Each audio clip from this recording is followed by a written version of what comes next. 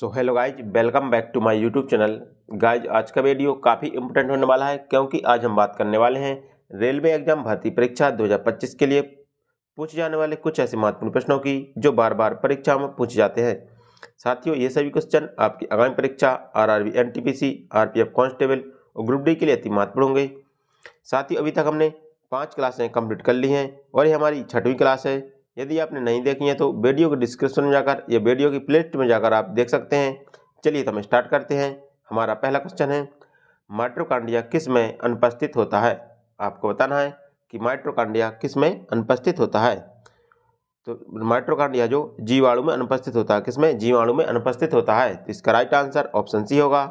हमारा अगला क्वेश्चन है, माइटोकॉन्ड्रिया के किस भाग में एटीपी रासायनिक अपक्रिया होती है? साथियों, आपको बताना है कि माइटोकॉन्ड्रिया के किस भाग में एटीपी रासायनिक अपक्रिया होती है। तो आंतरिक झिल्ली में एटीपी रासायनिक अपक्रिया होती है। तो इसका राइट आंसर ऑप्शन सी होगा। हमारा अगला क्वेश्चन है, निम्नलिखित में से किस कोष का अंग में डीएनए होता है? इसमें पूछा गया कि किस कोष का अंग में डीएनए पाया जाता है। तो माइटोकॉन्ड्रिया में डीएनए पाया जाता है। किसमें? माइटोकॉन्ड्रिया में डीएनए पाया जाता है। तो इसका राइट आंसर ऑप्शन बी होगा।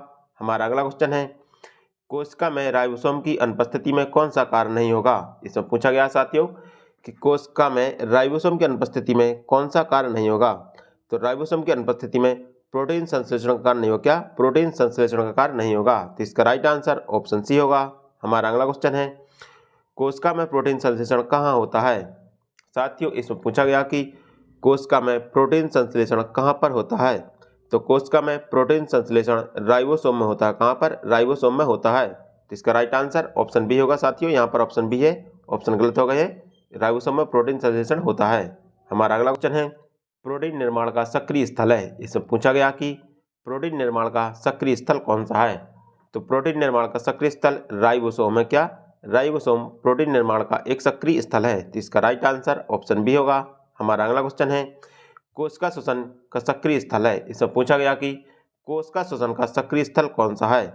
तो माइटोकॉन्ड्रिया है जो कोशिका श्वसन का एक सक्रिय स्थल है। तो इसका राइट आंसर ऑप्शन बी होगा।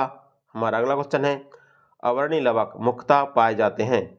साथियों, इसमें पूछा गया कि अवर्णीय लवक मुख्यतः कहाँ पर पाए जाते हैं।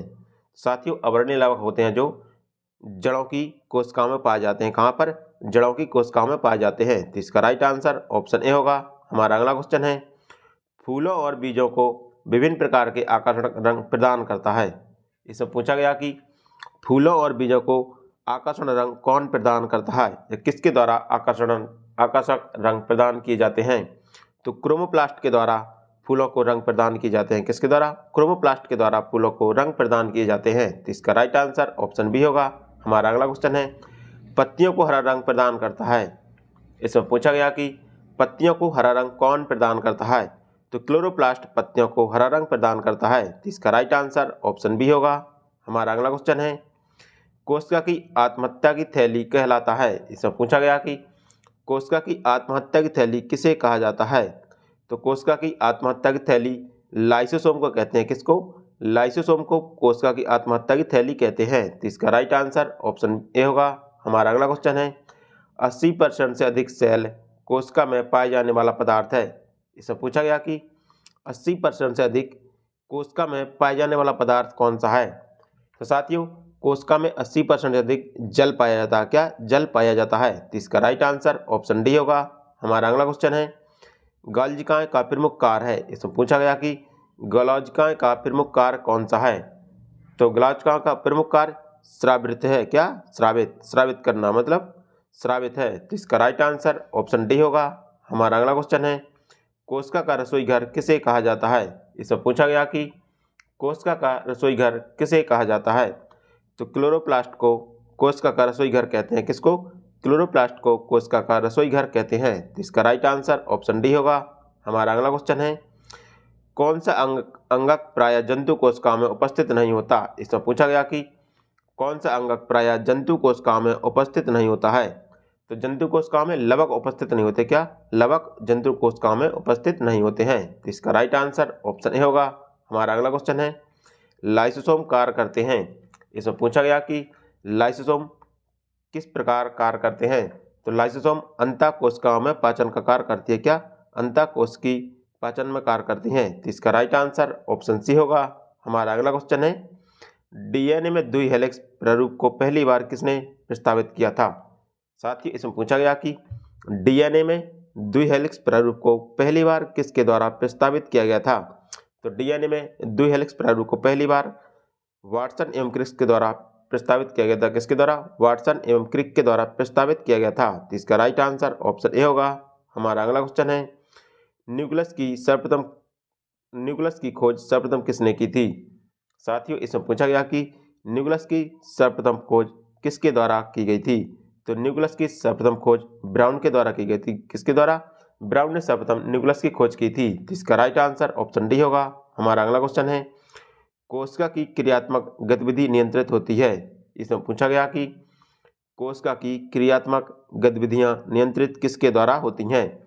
तो कोशिका की क्रियात्मक गतिविधियां जो केंद्रक के द्वारा नियंत्रित होती हैं। किसके द्वारा? केंद्रक के द्वारा नियंत्रित होती हैं। तो इसका राइट आंसर ऑप्शन डी होगा। हमारा अगला क्वेश्चन है, गुणसूत्र शब्द प्रदान किया। इसमें पूछा गया कि गुणसूत्र शब्द किसके द्वारा प्रदान किया गया था?